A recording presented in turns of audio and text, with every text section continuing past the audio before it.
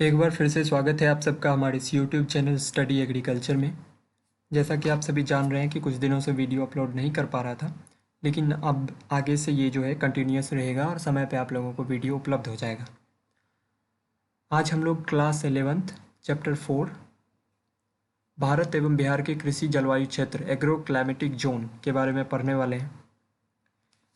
Chapter को शुरू करने से पहले आप सबों से निवेदन है कि अगर इस चैनल पर नए आए हैं तो चैनल को सब्सक्राइब कीजिए और ज़्यादा से ज़्यादा अपने दोस्तों के साथ शेयर कीजिए।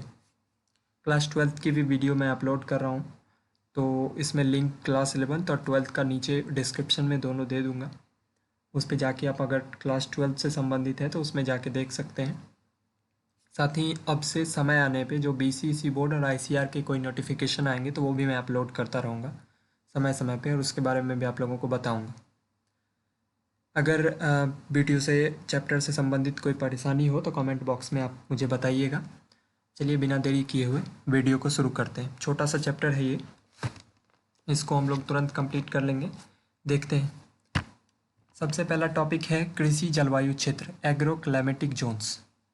एग्रो क्लाइमेटिक जोन्स एक पार्टिकुलर रीजन का, एक पार्टिकुलर क्षेत्र का जो जलवायु दशाओं में समानता रहती है, ताकि ये एक प्रकार का एक पार्टिकुलर क्षेत्र में जो समानता होती है ताकि एक फसल प्रभेद और समूह के लिए वो अनुकूल होता है।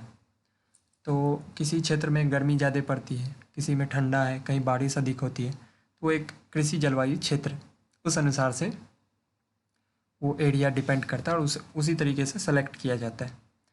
तो कृषि जलवायु क्षेत्र, इसका डेफिनेशन आप देख लेंगे। कृषि जलवायु क्षेत्र भूमि की एक इकाई है जिनकी अधिकांश जलवायुवीय दशाओं में समानता रहती है, ताकि एक निश्चित फसलों एवं प्रभेदों के समूह के लिए वह अनुकूल होती है। Agro climatic zone is a land unit in terms of major climate suitable for a certain range of crop and cultivars. तो ये जो है कृषि जलवायु क्षेत्र भूमि की एक इकाई है जो अधिकांश क्षेत्र में जिसमें समानता होती है ताकि फसल और प्रभेद के समूह के लिए वो अनुकूल हो। इसके बाद हमारा नेक्स्ट है कृषि पारिस्थितिकी क्षेत्र एग्रो इकोलॉजिकल जोन्स और रीजन्स। कृषि पारिस्थितिकी क्षेत्र कृषि जलवायु क्षेत्र की तरह ही पृथ्वी की सतह पर भूमि की एक इकाई है। ये भी उसी की तरह एक इकाई है जिसका निर्धारण सूक्ष्म जलवायुवीय दशाओं जैसे जलवायु, मिट्टी, उपलब्ध जल क्षमता एवं फसलों के उगने की अवधि के चलते बनी विभिन्न पारिस्थितिकियों पर की गई।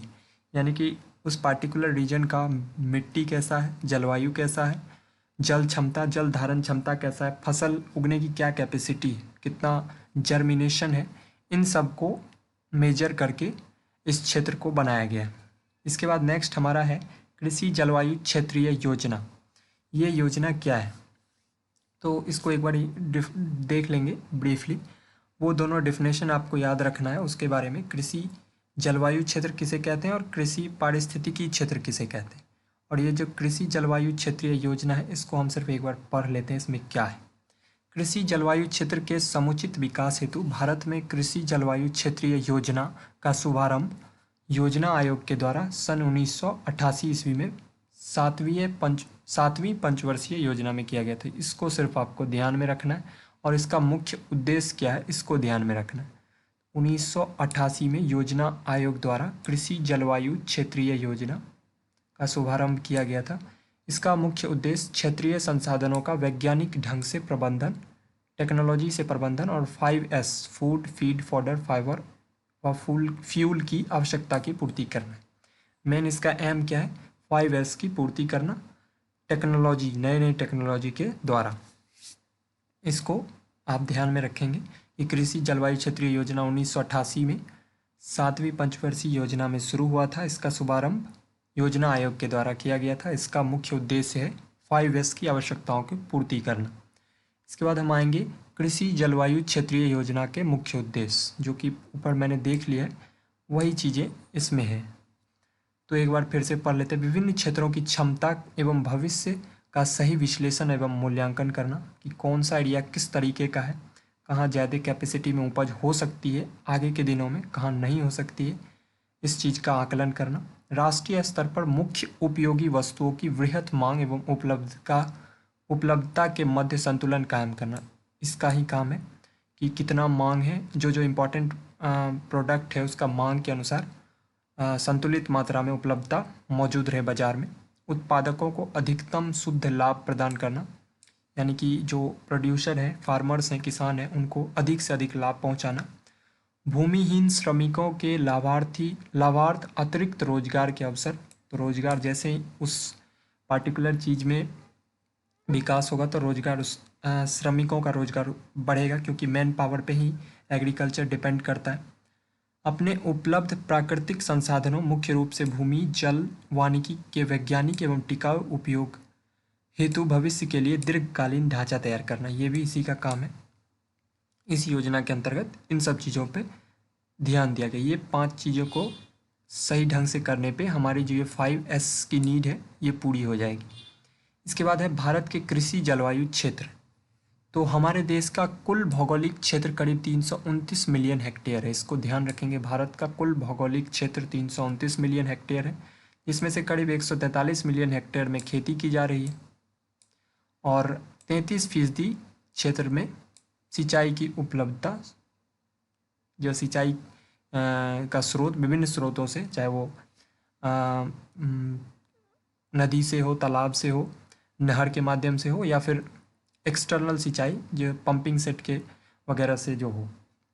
योजना आयोग ने देश के कुल भौगोलिक क्षेत्र को जल की बाहुल्य, यानी कि वाटर सरप्लस, कितनी वाटर कहाँ अवेलेबल है, जल की कमी, वाटर की कहाँ कमी है, तथा फसल प्रणाली क्रॉपिंग सिस्टम के आधार पर 15 कृषि जलवायु क्षेत्र में विभाजित किया है। इसको ध्यान में रखेंगे।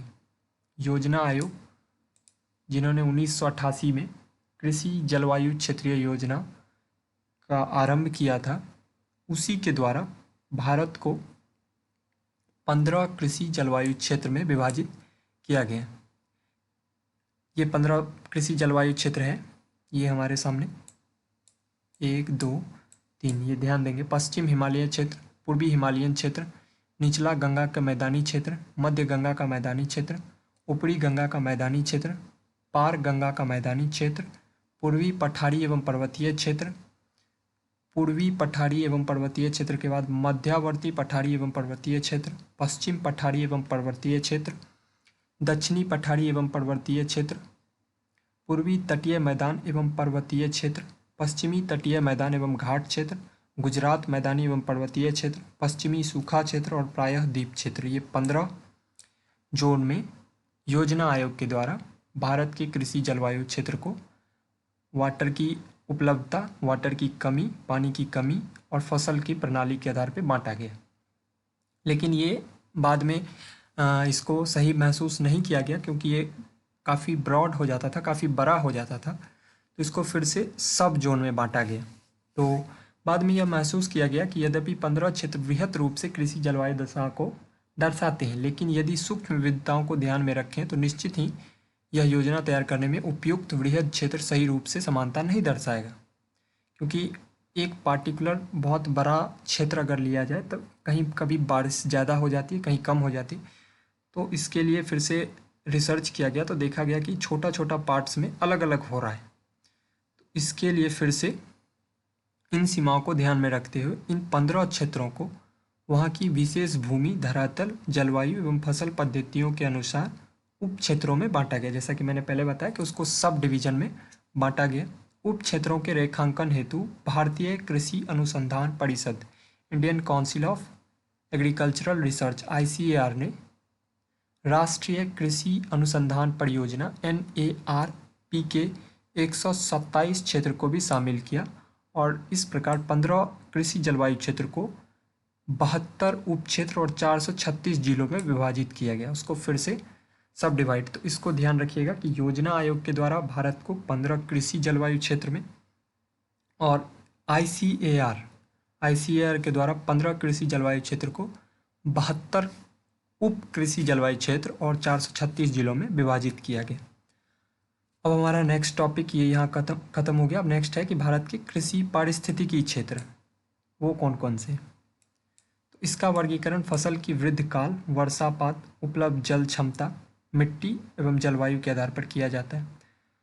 इसका विभाजन ICAR के द्वारा किया गया। भारतीय कृषि अनुसंधान परिषद द्वारा भारत को कुल 20 कृषि पारिस्थितिकी क्षेत्र में बांटा गया, जिन्हें फिर से 20 में देखा गया कि वो ठीक नहीं है, मतलब काफ़ी ब्रॉड हो जा रहा है, तो उसको फिर से सब डिवीजन यानी कि एग्रो इकोलॉजिकल सब रीजन्स में विभाजित किया गया। तो आईसीआर के द्वारा टोटल कृषि पारिस्थितिकी क्षेत्र 20 है भारत में। भारत को 20 कृषि पारिस्थितिकी क्षेत्र में बांटा गया और 60 सब कृषि पारिस्थितिकी क्षेत्र मतलब उप क्षेत्रों में बांटा गया। और आईसीआर के द्वारा ही 15 कृषि जलवायु क्षेत्र को 72 उप कृषि जलवायु क्षेत्र में विभाजित किया गया। और योजना आयोग के द्वारा कृषि जलवायु क्षेत्र 15 भागों में बांटा गया भारत का। अब इसके बाद हमारा बिहार का आता है।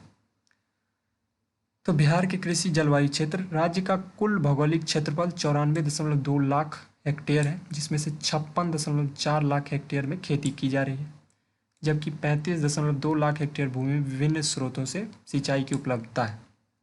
बिहार की जलवायु गर्म, शुष्क एवं सर्द कटिबंध नम है। यहाँ वर्षा जल एवं भूमि जल पर्याप्त मात्रा में उपलब्ध है तथा यहाँ की मिट्टी भी काफ़ी उपजाऊ है। अब राष्ट्रीय कृषि अनुसंधान परियोजना के अंतर्गत विश्वविद्यालय द्वारा इस राज्य को मृदा, वर्षापात, तापक्रम एवं फसल पद्धति के आधार पर कृषि जलवायु क्षेत्र में विभाजित किया गया। इसको 3 कृषि जलवायु क्षेत्र में विभाजित किया गया, पहला, दूसरा, तीसरा। फर्स्ट था उत्तर पश्चिमी जलोढ़ मैदान, सेकंड था उत्तर पूर्वी जलोढ़ मैदान और थर्ड था दक्षिणी बिहार जलोढ़ मैदान।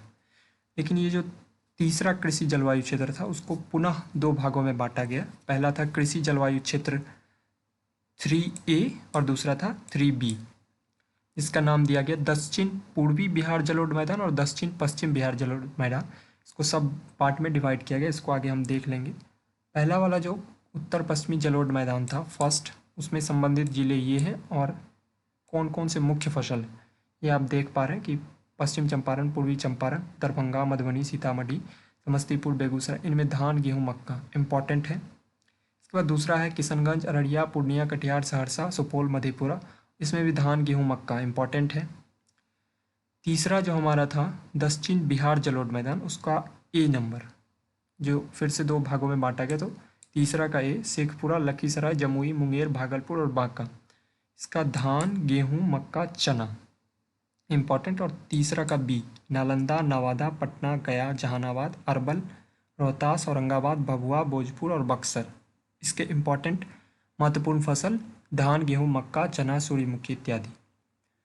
अब इसके बारे में है कि कृषि जलवायु क्षेत्र जो बिहार के 3 भागों में बांटा गया है उसकी कैसी कैसी जलवायु उसके अंतर्गत है, कौन कौन से जिले आते हैं ये पहले देख चुके हैं।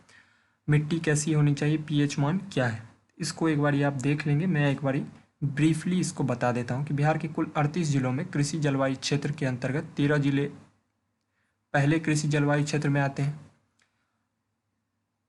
इस कृषि जलवायु क्षेत्र की मिट्टियाँ बलुआही दोमट से दोमट संरचना की होती है और 6.5 से 8.5 पीएच मान वाली होती है। यहाँ तक कि कहीं कहीं 10 यानी कि बहुत ज़्यादा बेसिक मिट्टी उपलब्ध है। यहाँ की मुख्य फसल धान और मक्का है, ये पहले ही देख चुके हैं। दूसरा कृषि जलवायु क्षेत्र है, इसके अंतर्गत 8 जिले आते हैं। अधिकांश पीएच 6.5 से 8.5 के बीच में पाया जाता है। उत्तर पूर्वी इलाकों के कुछ स्थान और पूर्णिया पर हल्की मिट्टी अम्लीय भी पाई गई। इसका भी मुख्य फसल धान एवं जूट है। कृषि जलवायु क्षेत्र तीसरा जो है इसमें 17 जिले आते हैं, जिसको कि बाद में 2 अन्य उप जलवायु क्षेत्र में भी बांटा गया। इसका पीएच 6.5 से 8 के बीच में और बलुआही दोमट मिट्टी ये इसका है। इसके जो पुनः 2 भागों में बांटा गया कृषि जलवायु क्षेत्र 3A और 3B, इसके बारे में फिर से है। इसके बाद अंक तालिका है, इसको ये ज़्यादा इम्पॉर्टेंट नहीं है, इसको सिर्फ दिमाग में रखना, ये इम्पॉर्टेंट नहीं है। इसको एक बार ध्यान से देख लेंगे, औसत वर्षापात कितना किस जलवायु क्षेत्र का रहा है। इसके बाद ये चैप्टर हमारा यही समाप्त होता है। इसमें एक नोट है, सिंचित क्षेत्रों का प्रतिशत शुद्ध खेती के क्षेत्र से ज्ञात किया जाता है। कृषि जलवायु क्षेत्र ए के विभिन्न जिलों में 16% से करीब 86% तक का अंतर पाया गया। सिंचित क्षेत्रों का शुद्ध खेती में जो है परसेंटेज का अंतर जो है वो इस प्रकार पाया गया है। अगर जहाँ पे सिंचित क्षेत्र ज़्यादा है तो वहाँ पे ज़्यादा और जहाँ पे कम है तो वहाँ पे कम। इसके बाद हमारा ये चैप्टर यहीं समाप्त होता है। क्वेश्चन आंसर है, इसमें आपको पहले से बता दिया गया बिहार को कितने कृषि जलवायु क्षेत्र में विभाजित किया गया। एक मैं आपको बता दे रहा हूँ कि 3। इसके बाद आप इसको बनाएंगे। कोई डाउट हो तो आप कमेंट बॉक्स में मुझे पूछिए। ये सारे क्वेश्चन मैंने बता दिए हैं। ये ट्रू फॉल्स, हाँ नहीं, लघु उत्तरीय, ये सारे क्वेश्चन मैंने अभी बताए। इसको आप एक बार वीडियो को अच्छे से देखेंगे तो सारे क्वेश्चन का आंसर आपको मिल जाएगा। अगर फिर भी कुछ समझ में नहीं आता है तो कमेंट बॉक्स में बताइए, और नेक्स्ट वीडियो मैं जल्द से जल्द अपलोड करने की कोशिश करूँगा। तब तक चैनल से आप लोग जुड़े रहिए ताकि लेटेस्ट अपडेट आप लोगों तक तुरंत पहुँचे। उम्मीद है कि वीडियो पसंद आया होगा तो आप इस वीडियो को लाइक करें, सब्सक्राइब करें चैनल को, और ज़्यादा से ज़्यादा शेयर करें। बहुत बहुत धन्यवाद।